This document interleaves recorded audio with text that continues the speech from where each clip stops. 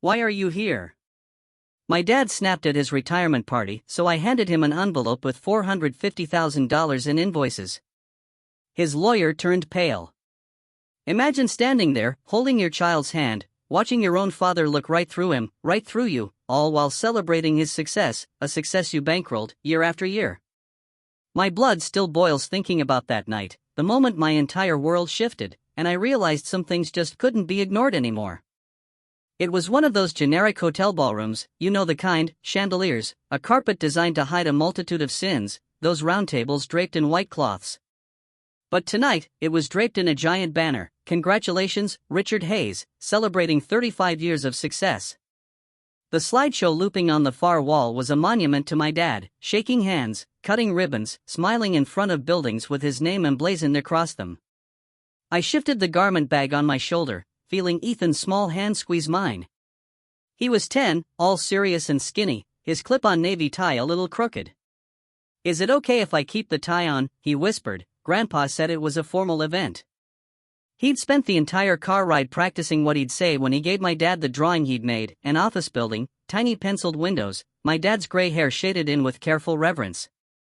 I was about to answer when my dad cut across the room, glass in hand, his smile already tight. He didn't say hello. He didn't say, "You made it." He just said, "Why are you here?" I actually laughed.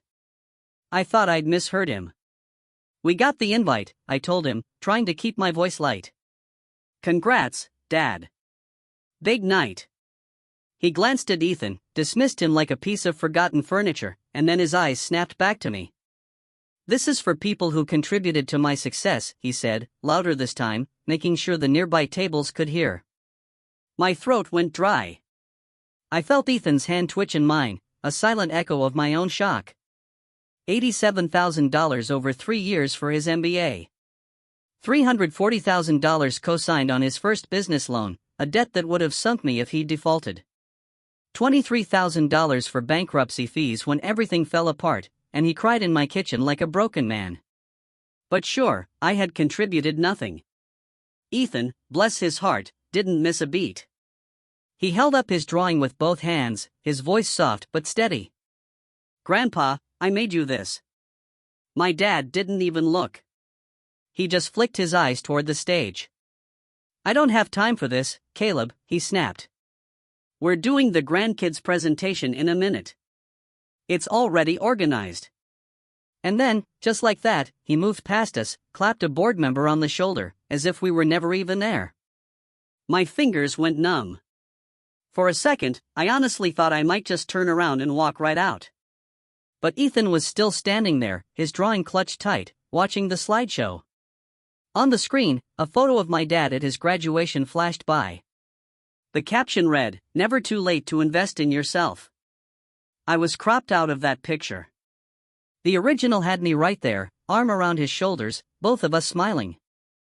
I knew because I'd taken the day off work, flown in, and handed him the check that paid off his last semester. "Dad?" Ethan whispered, his voice barely audible. "Are we in any of the pictures?" My stomach twisted. "We'll see," I lied, my voice tight. 15 minutes later, the MC tapped the microphone. "Now, before Richard gives his speech, we've got a special surprise from the grandkids." Staff wheeled out a huge cake, "World's Best Grandpa and CEO" written in blue icing. My sister Hannah stood up, motioning to her 2 kids. My brother Josh nudged his son and daughter. "Come on in, guys," she called into the mic. Ethan started to rise, his eyes bright with hope. "No." My dad's voice cut through the air, sharp and cold, from the head table. He didn't even turn around. "This is for the grandkids who grew up in the office. The real little Hayes heirs." Everyone chuckled, like it was just a harmless joke. My son froze, halfway out of his chair, and slowly sank back down. The light just went out of his face. His small hands folded in his lap, clutching the drawing. Hannah's kids and Josh's kids scampered up the steps. 6 little blue boxes lined up on the podium, engraved watches from Grandpa Richard. They opened them for the camera, the room erupting in applause. My son just stared at his empty place setting. My hands started to shake. I didn't stand up. I didn't make a scene. My body went very still, like it sometimes does when a client tries to talk me into a terrible trade. I took a breath, reached into my inner jacket pocket, and slid out the thick envelope. The one I'd spent 3 nights putting together. When my dad picked up the microphone for his speech, his eyes found mine. I smiled at him. Calm. Practiced. The same smile I use when the market dives and everyone else is panicking. On his way back to the table, I met him halfway. "Congratulations," I said, and handed him the envelope. He frowned. "What's this?" "Invoices," I said. "Payment expected within 30 days. He snorted, like I'd told a bad joke, and shoved it toward his attorney at the next table. "Take a look at whatever my son's worked up, will you? Make sure it's nothing I need to actually worry about." His lawyer slid a finger under the flap, pulled out the first page, and his whole expression changed. His eyes flicked over the numbers, then to me, then back to my dad. Richard," he said slowly, "we should talk about this privately." My dad's jaw tightened. The room buzzed with background chatter, clinking silverware, someone laughing too loud at the bar. Ethan reached for my sleeve. "Dad, can we go home?" "Yeah, buddy." My eyes still on my father. "We're done here." "I'm Caleb. I'm 39. I live in Dallas, Texas, and I'm a broker, mostly retirement portfolios. I spend my days helping people make sure they don't run out of money right when they finally have time to live." Ironic, I know. I'm married to Maya, 12 years now. We have one kid, Ethan, who reads fantasy novels way too advanced for him and whispers when he's excited instead of yelling. He's the kind of kid who apologizes when other people bump into him. My parents live 30 minutes away in a big brick house they like to call the Hayes Estate. Like it's a manor, and not just a 4-bedroom in a gated community my old money clients would call cute. They've always seen me as 2 things at once, the responsible child, and the walking checkbook. When my dad decided to go back for his MBA at 45, he came to me. "Not my mom. Not my siblings. We're investing in the future, son," he said over my kitchen table. "You've always believed in me." Back then, I did. I'd just made partner at my firm. I was proud of him for going back to school. I wrote the tuition checks, $87,000 over 3 years. I still remember the exact total because I kept the receipts tucked into a folder labeled Dad, Education. When he wanted to open his own brokerage after graduation, the bank said no to a solo loan. He called me at 11:30 p.m. They said if I had a strong cosigner, it's a done deal. "You are a strong cosigner," he said, like it wasn't even a question. So I signed. $340,000. There's a particular knot you get in your stomach when you sign your name under someone else's debt. It's like tying yourself to a ship and hoping it doesn't sink. Spoiler alert, it sank. He expanded too fast, trusted the wrong people, ignored my advice more times than I can count. I told him not to put all his eggs in commercial real estate right before the market shifted. He rolled his eyes and called me risk-averse. 2 years later, I was in a lawyer's office with him, going over bankruptcy filings while he just stared at his hands. "Filing fee is $23,000, the attorney said. "You need that available right away, or we stall." My dad looked at me with that same hopeful, pathetic expression he'd used when I was 8 and he forgot to buy my baseball cleats. "Caleb." I paid $23,000 on my card. Another line item in the mental ledger I pretended I wasn't keeping. That pattern never really stopped. When the business went under, he couldn't possibly go back to a regular job below his status, so I helped with temporary expenses. There was the month I covered their mortgage, $2,100. The time their roof leaked, and somehow I ended up booking the contractor and paying the deposit, $4,800. Every Christmas, my wife and I would send over a check for incidentals, $3,000, then $5,000, then just wire whatever you can, son, we're a little tight. My siblings see him very differently. Hannah is 3 years younger than me. She lives 20 minutes away in a house my dad likes to brag he helped them negotiate, like that somehow compares to the down payment I wrote. Josh is the baby, 6 years younger. He works in sales, which is all anyone ever says when he shows up late to dinner and leaves early. They both have kids. My parents call them the future of the Hayes name. They have framed photos of them everywhere, on the mantle, along the staircase, in their home office. There's exactly one photo of Ethan in that house. It's from when he was 3, wearing a Santa hat, mid-blink. It sits on a side table, half hidden behind a lamp. When Ethan was 8, he asked my mom why there weren't more pictures of him. She laughed it off. "Oh, Grandma's just so busy, I never get around to printing them, sweetheart." But she posts Hannah and Josh's kids on Facebook like it's her job. Little slights like that were easy to excuse at first. The time they took all the grandkids to the zoo, and Ethan spent the day at our house because he had school even though Hannah's kids did too. The time my dad introduced Hannah's son as my first grandson, the heir to some stranger at a barbecue, while Ethan stood 3 feet away, holding the potato salad. Ethan pretended not to hear. I pretended my chest didn't feel like it was caving in. I kept telling myself they'd come around, that they were old-fashioned or clueless, not cruel. I didn't want to admit they cared more about the kids who lived in the right neighborhood, with the right last name, in the right photo frames. It wasn't until this year that I stopped making excuses. It started with a simple word, no. 3 months ago, my dad pitched his newest idea over Sunday lunch. "There's a franchise opportunity," he said, sliding a glossy brochure across the table. "We buy in now, they're projecting double returns in 5 years. I need $150,000 liquid.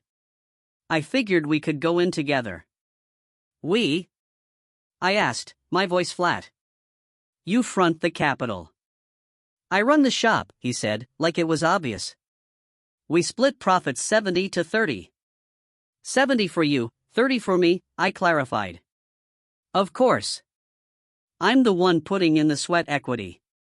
Maya squeezed my knee under the table. I could feel her warning in that touch. Don't do this again. I thought about Ethan's braces, which we'd be paying for soon. The college fund we'd been slowly filling.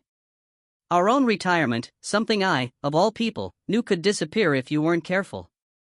"I can't, Dad," I said finally. "I'm not investing in another one of your businesses." He stared at me like I'd spoken another language. "What do you mean you can't? You're the one with money."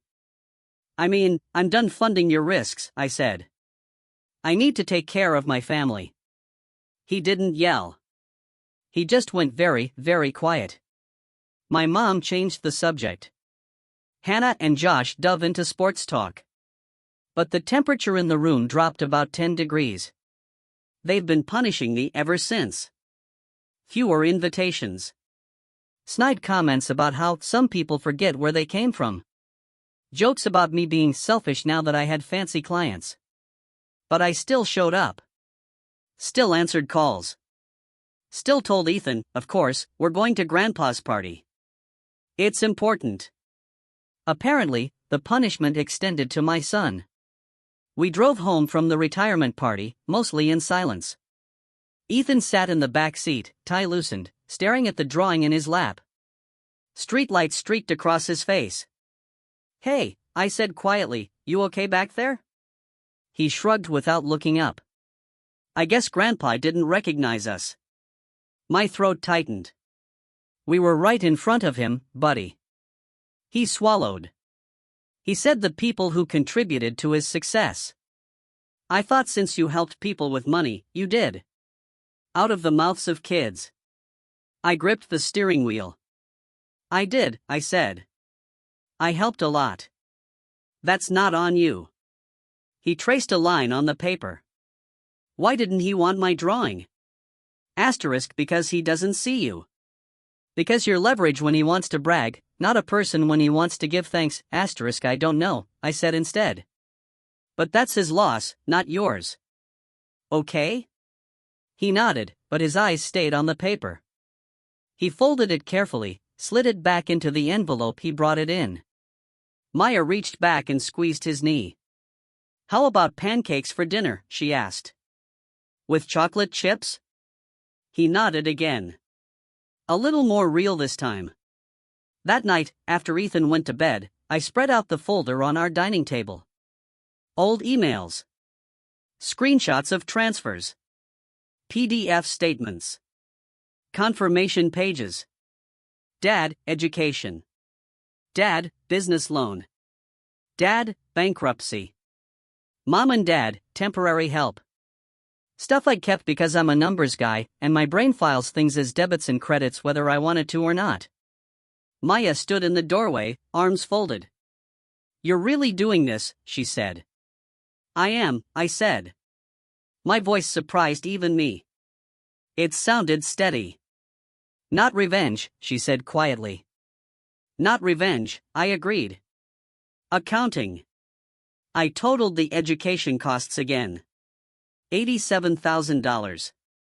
I pulled the original loan agreement and printed the page where my name sat under his. I added the interest I'd covered when he fell behind, $19,500. The bankruptcy fee, $23,000. The temporary support that never really stopped.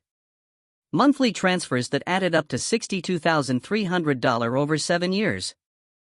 I didn't include the Christmas checks or the roof or the random "can you cover this bill" calls.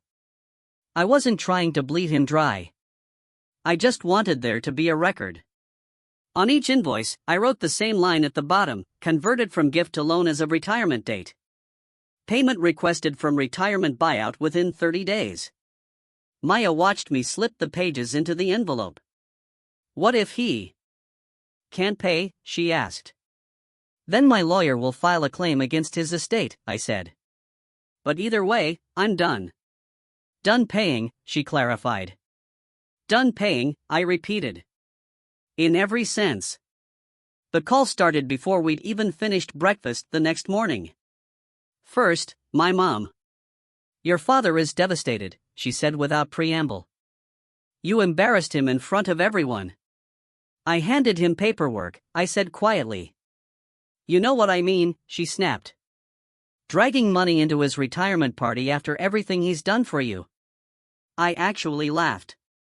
"You might want to read those invoices, Mom." She ignored that. "He says he doesn't owe you a dime. Family helps family. That's what you do. You don't send an invoice like some bill collector." "I help my family," I said. "You made it clear last night that you don't consider Ethan part of that group." "I'm aligning the money with the reality." "That's not fair," she hissed. "You know your father was under a lot of pressure when the business failed. And I was under a lot of pressure keeping my own family afloat while covering his," I retorted. Nobody made excuses for me. There was a long pause. "So this is it," she said. "You're cutting us off because you felt slighted at a party?" I pictured Ethan's face when the watches were handed out. How his fork stayed on the edge of his plate. "This isn't about a party," I said. "This is about years of you treating my son like a background extra while cashing checks from me every time you're in a bind. I'm not your backup bank anymore." Click. I ended the call. My hands were shaking, but it felt right. 5 minutes later, Hannah rang. "What the hell was that last night?" she demanded. "Dad's furious. He says you blindsided him." "He told my 10-year-old he didn't belong there," I said, in front of a room full of people. "Oh my God, he was joking," she said. "You know how he is." "Yeah," I said. "I do." She huffed. "You made Mom cry." "I'm sure she'll recover," I said. "Maybe she can dry her tears with some of the interest I forgave." "You think you're so high and mighty because you have money now," she spat out. "We don't all have your options." "You're right," I said. "But you also didn't sign your life away on Dad's loans. You didn't write the checks. You didn't take on the risk." My voice was rising now. "I did. And he still erased my kid from his big night." Silence. "So what?" she said finally. "You're just, what? Suing Dad?" "I'm giving him 30 days to do the right thing," I said. "After that, it's between my lawyer and his. My part is done." "You're unbelievable," she said. You could ruin them. I didn't ruin anything, I said softly. He did that himself a long time ago. I just stopped cushioning the impact. She hung up on me. Josh texted a few hours later. Bro, seriously? Dad says you're shaking him down. You know they can't afford this. I stared at the screen for a long time before replying. They couldn't afford the risks either, but they took them on my name, on my future. I have a kid to protect. I'm done pretending this is normal. He left me on read. 2 days later, my lawyer, Denise, called. So, she said, I've heard from your father's attorney, and he wanted to confirm the totals. She paused. She also wanted to know if you were open to family mediation instead of formalizing this. What did you say? I asked. I said I'd ask my client, she said. But I also reminded him that your documentation is solid, and that you have no obligation to treat this as anything other than what it is, repayment of personal loans. I closed my eyes for a second. If he pays from the retirement buyout, I'm done, I said. No interest, no public drama, just clean records. And if he doesn't? She asked. Then we proceed, I said. But either way, I'm done sending money. I want that on the record. It already is, she said. I canceled the standing transfer from your joint account this morning, per your email. You'll get the confirmation in an hour. One clean move. No more late-night wires. Just this once. No more monthly drip feed disguised as helping out. No more propping up their lifestyle while they pretend my son doesn't exist. I took Ethan to school that morning feeling lighter than I had in years. He lingered by the car, backpack slung over one shoulder.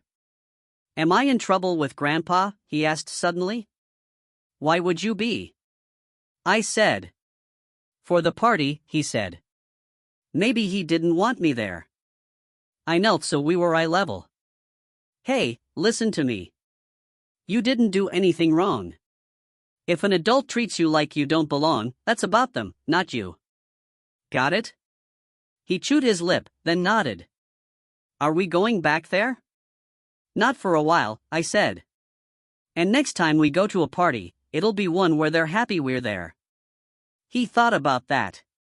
Can we have a party here instead? A slow smile pulled at my mouth. Yeah, I said. I think we can. The fallout came in waves. First, the dramatic text from my mom. I never thought my own son would humiliate his father this way. Money comes and goes, but family is forever. You're letting Maya poison you against us. Maya rolled her eyes so hard she almost fell off the couch when she read that last one. Then the guilt trips from Hannah. Mom hasn't slept since the party. The kids are confused why Uncle Caleb is mad. You're breaking this family over a spreadsheet. And the more subtle, twisted messages from my dad himself. He didn't call, of course he didn't. He emailed. Subject line, clarification. Caleb, I admit I may have said some things in the heat of the moment at the party that came out wrong. You know how I get when I'm overwhelmed. That said, putting a dollar amount on family support is beneath you. I always intended to make it right with you once things settled. Formalizing it like this creates bad blood that can't be undone. You're my son. Don't let outsiders, lawyers, etc., come between us. Dad. I stared at the screen for a long time. Outside, Ethan was sitting on the porch steps, reading, feet jiggling. Inside, Maya was at the kitchen table, laptop open, working on a marketing plan for a local nonprofit. Asterisk my life. My real family asterisk I hit reply. Dad, I wrote. Outsiders didn't come between us. Years of you treating my son like an afterthought did. I spent a decade propping up your career with my money, my credit, and my time. When you stood on that stage to talk about everyone who contributed and couldn't bring yourself to look at me or accept a drawing from your grandson, that told me everything. This isn't about a spreadsheet. It's about respect. You have 30 days to honor the invoices from your retirement funds. After that, Denise will proceed. You are no longer on my payroll. Caleb. His response came an hour later and was 3 times as long. I didn't read past the first sentence. I archived it. Then I blocked his number. I blocked my mom's. I muted the group text with my siblings. The silence after that was strange, loud in its own way. I kept expecting my phone to light up, my email to ping, something. Instead, days passed. We went to work. Ethan went to school. We made dinner, watched bad TV, cleaned the bathroom on Saturday morning.